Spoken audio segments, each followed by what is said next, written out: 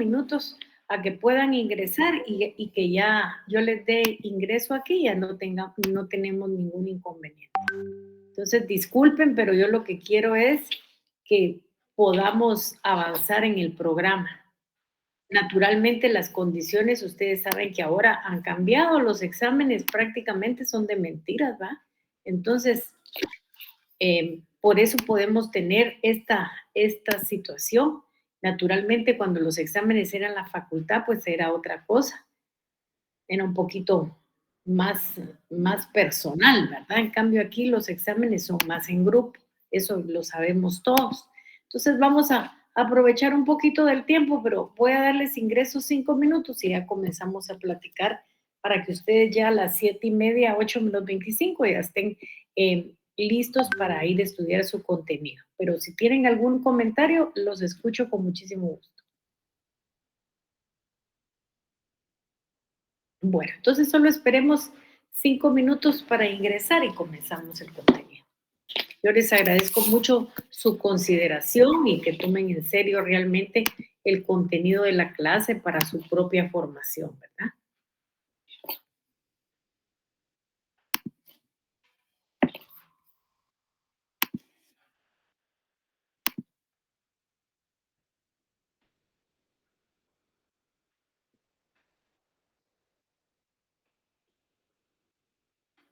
Bueno, si ustedes se recuerdan, nosotros lo que estamos viendo es la relación jurídica tributaria.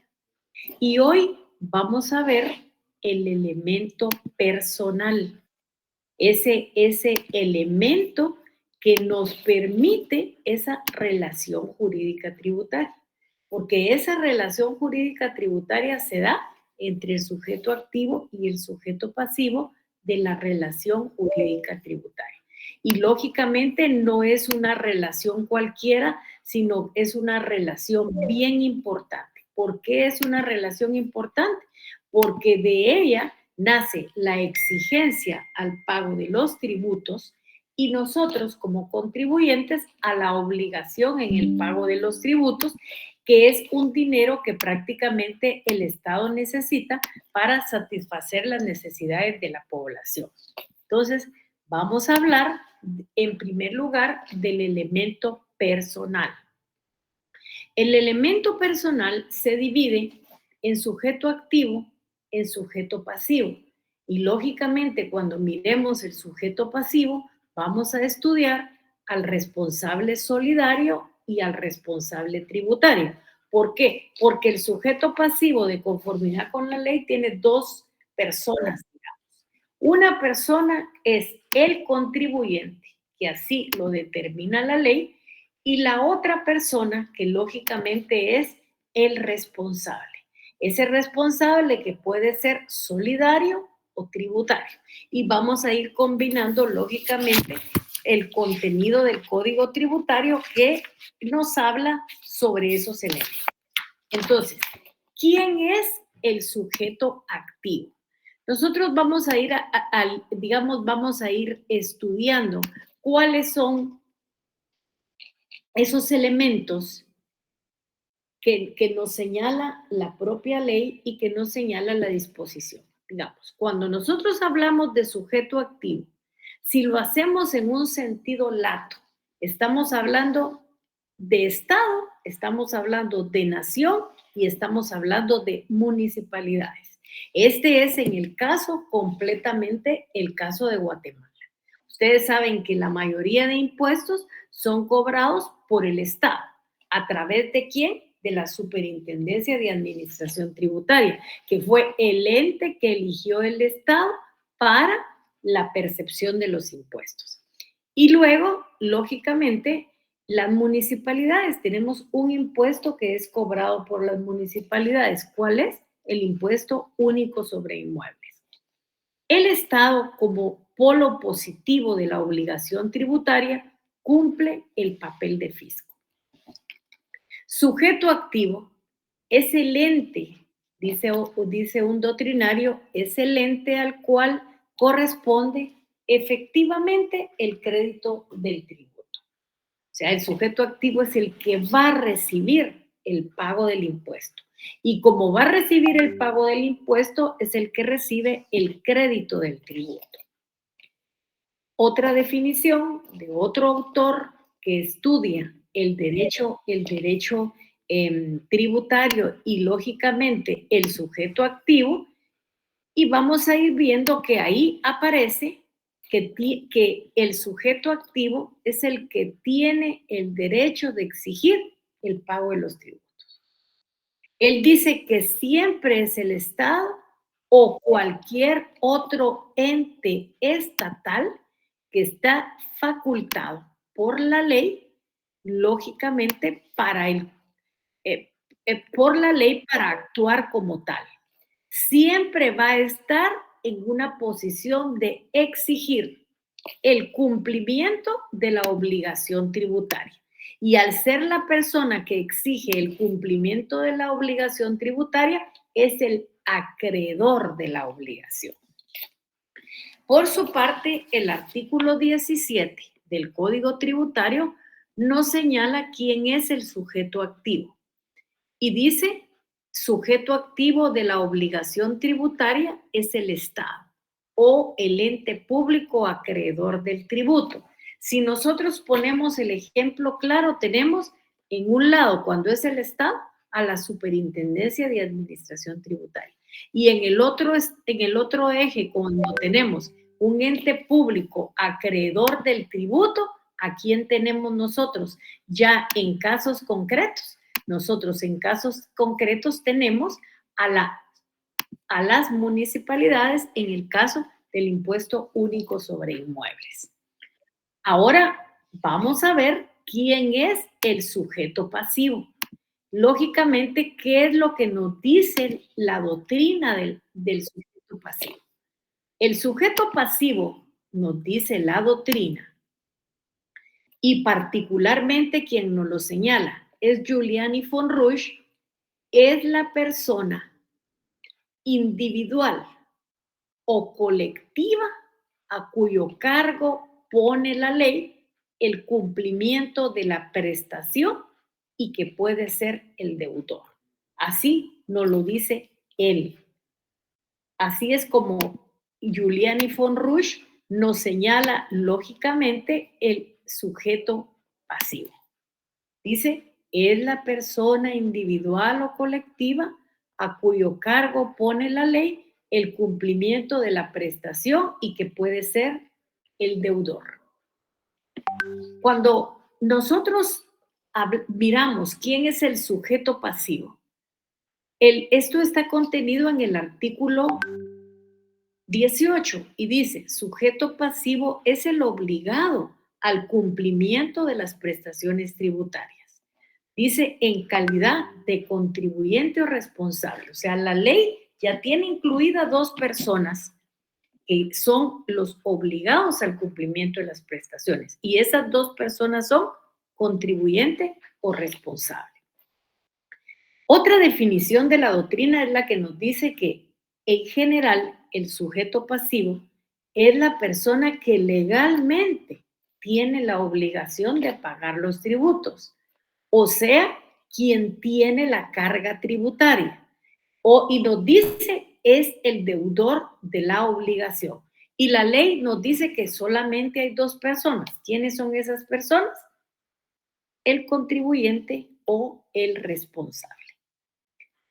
Para los efectos de una fácil comprensión de las diferentes categorías de sujetos pasivos, vamos a ver en primer lugar al contribuyente, que es una de las personas a las cuales la ley está incluyendo. ¿Quién es el contribuyente? Es el sujeto de derecho, que es el titular de la obligación principal y realizador del hecho imponible. Si nos vamos a otra definición, ¿quiénes son los contribuyentes? Los contribuyentes son los destinatarios legales del tributo. ¿Por qué? Porque son los que están establecidos en la ley. Por eso es que son legales. Recuerden ustedes que solo la ley puede decir quiénes son los destinatarios legales. Y esos destinatarios legales son los obligados a pagarle el impuesto al fisco. La obligación que tienen los destinatarios legales del tributo, o sea, los contribuyentes, son a título propio y tienen dos características. La primera característica es que a su respecto se configuró el hecho imponible y luego que deberán cumplir con el mandato de pagar. Y ese mandato de pagar, ¿dónde está? En la ley. Por eso es que hay un autor que dice que el contribuyente es deudor a título propio, cuya capacidad contributiva tuvo en cuenta al principio el legislador al establecer el tributo. Es importante también que miremos que dentro de ese mismo capítulo de los sujetos, aparecen cuáles son las funciones de la administración tributaria. La administración tributaria en este momento de conformidad, ¿quién es? La SAT. Y dice, son funciones de la administración tributaria planificar, programar, organizar, dirigir, ejecutar, supervisar y controlar todas las actividades que tengan vinculación con las relaciones jurídico-tributarias que surjan como consecuencia de la aplicación, recaudación y fiscalización de los tributos. Entonces, ¿quién es el contribuyente? Es a quien por mandato de ley. ¿Dónde está ese mandato de ley? Valga la redundancia, en la ley creada por el Congreso de la República. En esa ley se obliga a pagar el tributo por sí mismo, en virtud de ser el que está cumpliendo por la condición expresada en la ley tributaria, a quien merece propiamente el nombre de destinatario legal tributario. ¿Por qué? Porque es en base a su capacidad de contribución que el legislador crió el tributo. ¿Qué dice otro autor? Otro autor dice que el contribuyente es el deudor a título propio, cuya capacidad contributiva, vuelve a repetir lo que ya nosotros sabemos, vuelve a la capacidad contributiva, dice, tuvo en cuenta en principio el legislador para establecer el tributo. ¿Y dónde está esto del contribuyente? Vamos a leer el artículo 21. ¿Qué nos dice la ley? La ley en el artículo 21 nos dice que son contribuyentes las personas individuales, prescindiendo de su capacidad legal según el derecho privado, y las personas jurídicas que realicen o respecto de las cuales se verifica el hecho generador de la obligación tributaria. Y agregaron un artículo 21A que tiene el derecho de los contribuyentes. ¿Cuáles son los derechos de los contribuyentes? Constituyen derecho de los contribuyentes, pudiendo actuar por sí mismos, por medio de apoderado legal o tercero autorizado, entre otros, que establezcan las leyes los siguientes: ser tratado con imparcialidad y ética por el personal al servicio de la SAT. Garantizar el carácter reservado de los datos personales, informes, antecedentes tributarios u otros obtenidos por la administración tributaria en los términos previstos en la ley. Ser informado y asistido por la SAT en el ejercicio de sus derechos y cumplimiento de sus obligaciones tributarias. Formular y consultas y obtener respuestas correspondientes. Realizar todas las peticiones y cuestiones que se formulen en los procedimientos de aplicación de los tributos. Realizar todas las peticiones y cuestiones que se formulen en los procedimientos de aplicación de los tributos. Obtener a su costa copia de los documentos que conforman los expedientes administrativos, las declaraciones o informes que haya presentado a la administración tributaria y otras actuaciones realizadas en la administración tributaria, en los términos previstos en la ley, excepto las derivadas de investigaciones tributarias que no se hayan concluido. No proporcionar a la administración tributaria los documentos de identificación personal y los utilizados para el registro, inscripción o actualización ya presentados y que se encuentran en poder de la SAT. Repetición y devolución de los pagos en exceso en forma, procedimiento y plazo que establece la ley. Se aplica la prescripción de la acción de la administración tributaria para determinar obligaciones, imponer sanciones y exigir el pago de la deuda tributaria en los casos previstos en este código. 10. Conocer el estado de las actuaciones administrativas y de la tramitación de los procedimientos en que sea parte. Sobre este particular, la Administración Tributaria debe poner a disposición de los contribuyentes en el portal de Internet de la institución un vínculo que demuestre la etapa en que se encuentra el proceso.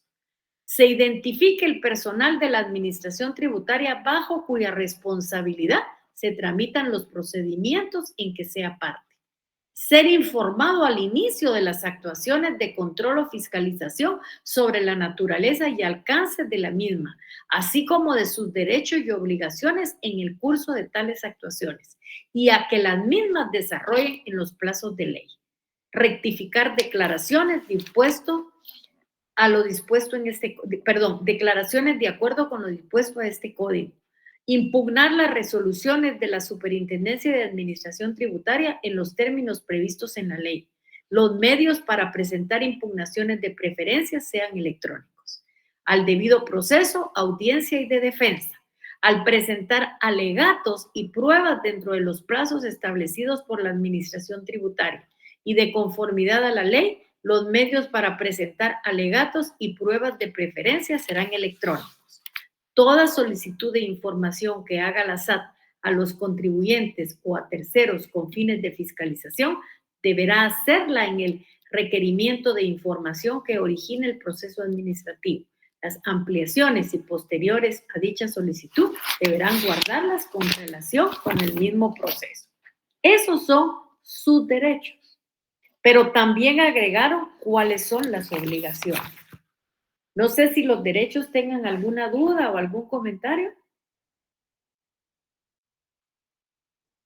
¿No?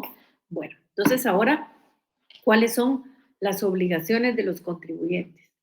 Constituyen obligaciones de los contribuyentes, sean sujetos de imposición o no, entre otros los siguientes.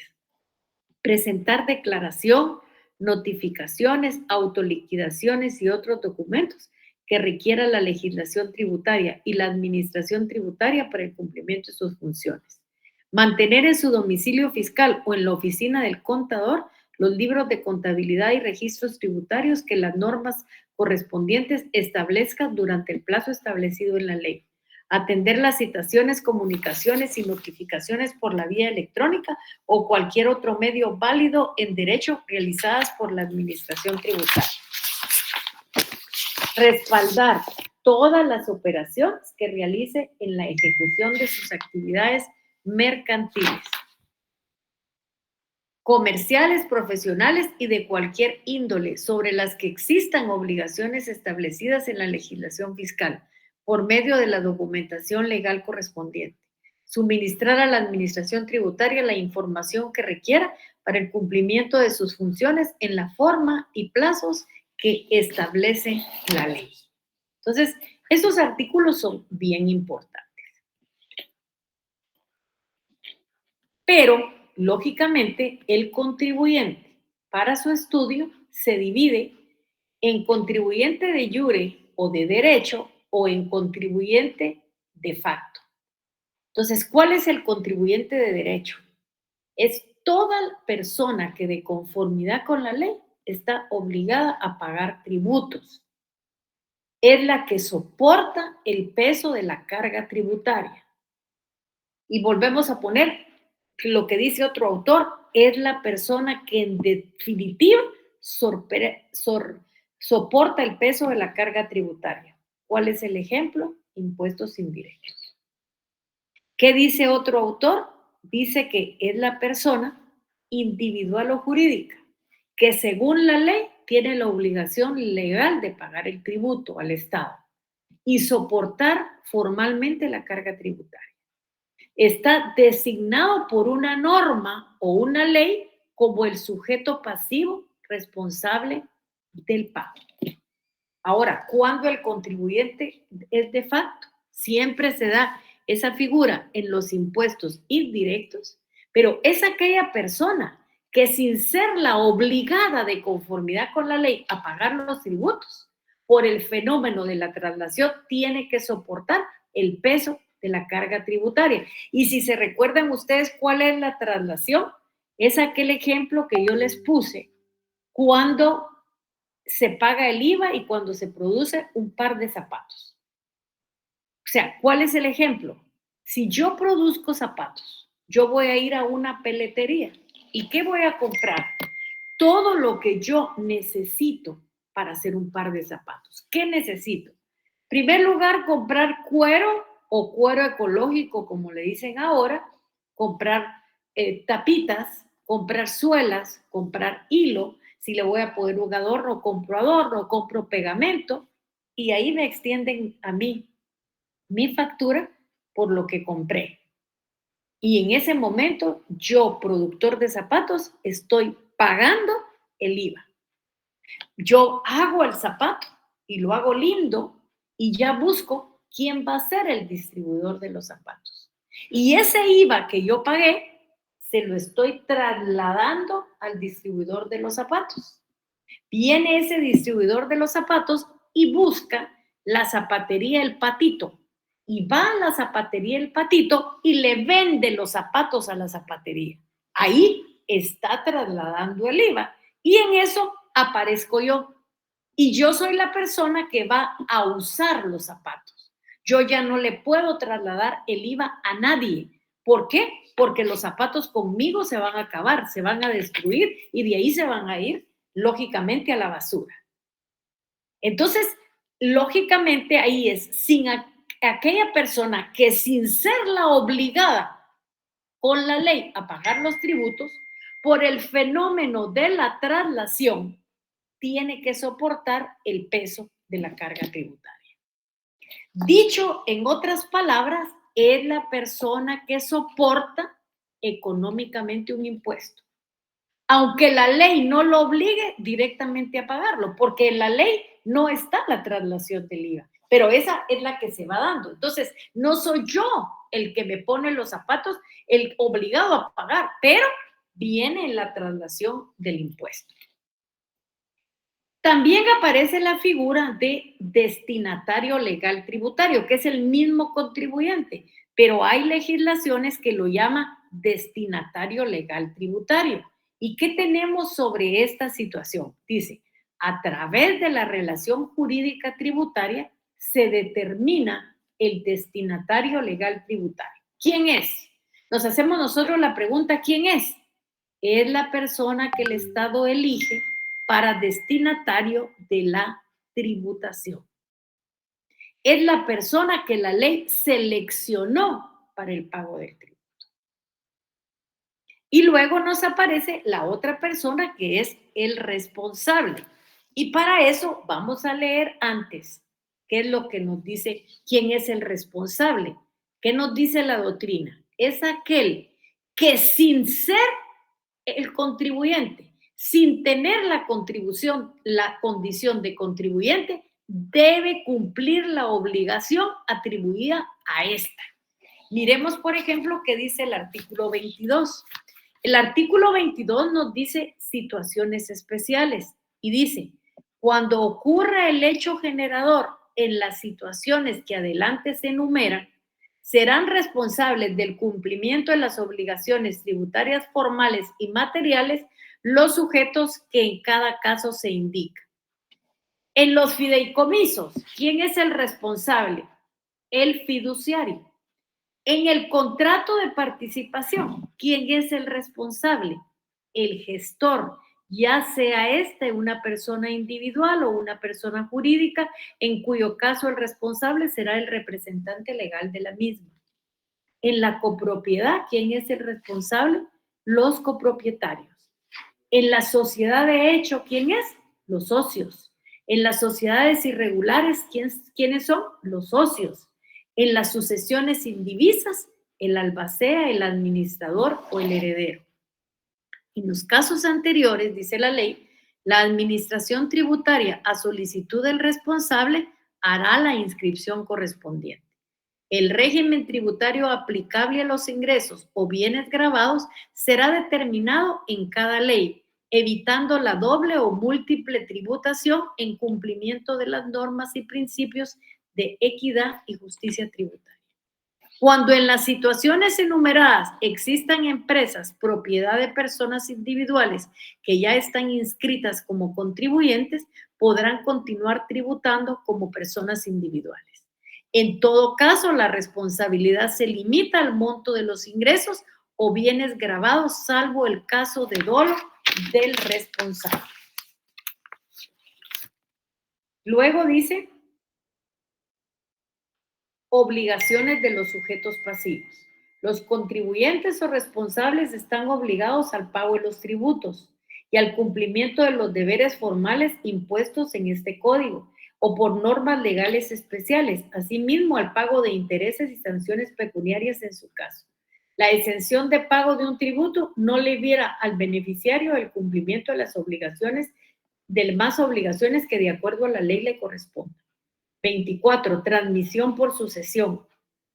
Los derechos y obligaciones del contribuyente fallecido serán ejercitados o en su caso cumplidos por el administrador, el albacea de la mortual, herederos o legatarios, sin perjuicio del beneficio de inventario y dispuesto en los artículos 25 y 26 de este código. ¿Quiénes son los responsables? Dice, los responsables es el obligado por deuda ajena. El responsable es la persona que sin tener el carácter de contribuyente debe por disposición expresa de la ley cumplir las obligaciones atribuibles a este. Es asimismo responsable toda persona sujeta por la ley al cumplimiento de las obligaciones formales ajenas, aun cuando de las mismas no resulte la obligación de pagar tributos. El responsable, si pagare la obligación tributaria con dinero propio, tendrá derecho a la acción de repetición en contra del contribuyente. Ahora dice, ¿quién es responsable por representación? Son responsables por el cumplimiento de las obligaciones tributarias en calidad de representantes sin que ello afecte su propio patrimonio, salvo el caso de dolo de tal representante por las obligaciones tributarias derivadas de los bienes que administren o dispongan. Primero, los padres, los tutores o los administradores de bienes de los menores obligados y los representantes de los incapaces.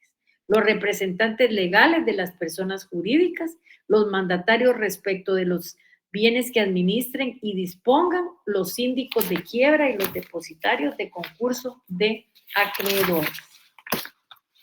La responsabilidad establecida en este artículo se limita al valor de los patrimonios que se administren, salvo que los representantes hubieran actuado con dolo, en cuyo caso responderán en forma solidaria. Ahora, lógicamente, ¿qué es lo que tiene el código? El responsable solidario. Y el responsable solidario sí lo tiene la ley. ¿En dónde lo tiene? En el artículo 27. ¿Quién es el responsable solidario? Esta figura se da cuando a la par del contribuyente se ubica una tercera persona que es ajena al hecho generador que contiene la ley tributaria y que sin embargo tiene la calidad de sujeto pasivo de la relación jurídica tributaria y lo son por sucesión o por representación. ¿Qué dice el artículo 27? Responsabilidad solidaria de quienes administren bienes y derechos. Son solidariamente responsables con los anteriores propietarios como sucesores a título particular de los bienes y derechos adquiridos por el cumplimiento de las obligaciones tributarias generadas por el dominio y transferencia de los respectivos bienes. Los donatarios y los legatarios, los adquirientes de bienes, derechos o patrimonios, así como los sucesores, en el activo y pasivo de empresas, propiedad de personas individuales o jurídicas o de entes colectivos con personalidad jurídica o sin ella. Las personas individuales o jurídicas que adquieran empresas por fusión, transformación, absorción, respecto de los tributos que adeuden los propietarios de las fusionadas, transformadas o absorbidas. Los representantes de sociedades o de empresas en liquidación, concursos de acreedores y quiebra deberán, en la oportunidad en que se verifiquen los créditos de los acreedores, solicitar a la Administración Tributaria informe respecto a los créditos tributarios pendientes. La transferencia o abdicación en estos casos debe hacerse libre de toda responsabilidad tributaria. La responsabilidad establecida en este artículo se limita al valor de los patrimonios que se adquieran, a menos que los sucesores hubieran actuado con dolo o en cuyo caso responderán en forma solidaria. En las situaciones previstas en el artículo 2 de este artículo, la responsabilidad solidaria cesará por el adquiriente en el plazo de 1 año, contado a partir de la fecha en que se efectúe la comunicación en forma fehaciente a la Administración Tributaria del contrato o acto responsable que origina la transferencia. Aquí yo les digo, como responsables por sucesión se encuentran los herederos y los donatarios. Ejemplo, la responsabilidad por representación se adquiere en forma voluntaria o en forma forzosa. En el primer caso se encuentran los que asumen voluntariamente la representación de una o varias personas, por ejemplo, los mandatarios, y el segundo caso, de acuerdo con la ley, los padres y los tutores. Y ahí prácticamente terminaríamos nuestra clase de hoy preguntándoles si tienen alguna duda, alguna pregunta o está bien, entendieron cuál fue el contenido. Por eso yo solamente quería darles sujeto activo, sujeto pasivo, contribuyente y responsable para que ustedes ya se dediquen a estudiar lo que tienen que estudiar. Pero les pediría que por favor nos pusiéramos a tomar una foto. Sí, Jorge Arenas, todos por favor en cámara, les tomar una foto y luego le hablo a Jorge, sí. Vamos, por favor, aquí vamos a tomar la foto. Ahí estamos. Muchas gracias. Sí, Jorge, lo escucho. Sí, Lida, lo que no me quedó muy claro es precisamente el tema de los responsables. O sea, bueno, el tema de los responsables, la misma ley los está dando. Y si usted lee, por ejemplo, el artículo 22, nos habla de situaciones especiales. Y en esas situaciones especiales está diciendo quién es el responsable. Por ejemplo, si la situación se trata de un fideicomiso, ¿quién es el responsable? El fiduciario. Le pido que tenga la ley ahí y la vaya viendo. Si es en un contrato de participación, ¿quién es el responsable? El gestor, ya sea una persona individual o una persona jurídica, en cuyo caso el responsable será el representante legal de la misma. En la copropiedad, ¿quién es el responsable? Los socios. En la copropiedad, los copropietarios. En las sociedades de hecho, los socios. En las sociedades irregulares, los socios. Y en las sucesiones indivisas, o sea, son las sucesiones hereditarias. ¿Quiénes son los responsables? Claro, el contribuyente falleció. Entonces, ¿quién es el responsable? El albacea, el administrador o el heredero. Esos son los responsables. Luego, tenemos que el artículo nos dice que en la transmisión por sucesión, en el artículo 24, nos dice que los derechos y las obligaciones del contribuyente fallecido, y ahí nos dice quién lo va a ejercitar. Luego, ¿quiénes son los responsables por representación? Que están en el artículo 26. Si un menor es el dueño del bien, van a ser los padres, los tutores o los administradores de los bienes de menores, obligados, y los representantes de los incapaces. Imagínese usted que un incapaz tenga un bien inmueble, él no va a ser el responsable porque su misma incapacidad le permite no ser el responsable, pero ¿quién va a ser? Ya nos está diciendo que son los padres, los tutores o los administradores. Tendremos que ver quién es el representante. En el caso de las personas jurídicas, ¿quién es el responsable? Los representantes legales. En el caso de los que administran y dispongan bienes, ¿quiénes son los responsables? Los mandatarios. Cuando se dé concursos de acreedores, ¿quiénes van a ser? Los síndicos y los depositarios. O sea, la misma ley nos está diciendo quiénes son los responsables. No son los contribuyentes, pero recuerden ustedes que el sujeto pasivo pueden ser contribuyentes y responsables. ¿Y quiénes son los responsables? Lo que ya la ley nos está manifestando. No sé si con eso le respondo, Jorge. O sea, más o menos, o sea, responsable de hacer los pagos ante el agente tributario. Claro, pero, no solo, en el caso... O sea, no solo de hacer los pagos, sino si hay que llevar libros de contabilidad en una sucesión, ¿quién va a ser? La ley nos dice 3 personas. ¿Va a ser el albacea, va a ser el heredero o va a ser el legatario? Ahí ya tendrá cada caso en particular, pero alguien se tiene que hacer responsable de lo que el fallecido no puede cumplir. Sí, pues, aunque sea temporal, porque en el caso... Exactamente, aunque sea temporal. ¿Por qué? Porque cuando ya se termine la sucesión, ya habrán herederos y cada heredero va a ser responsable de lo que le corresponde a él.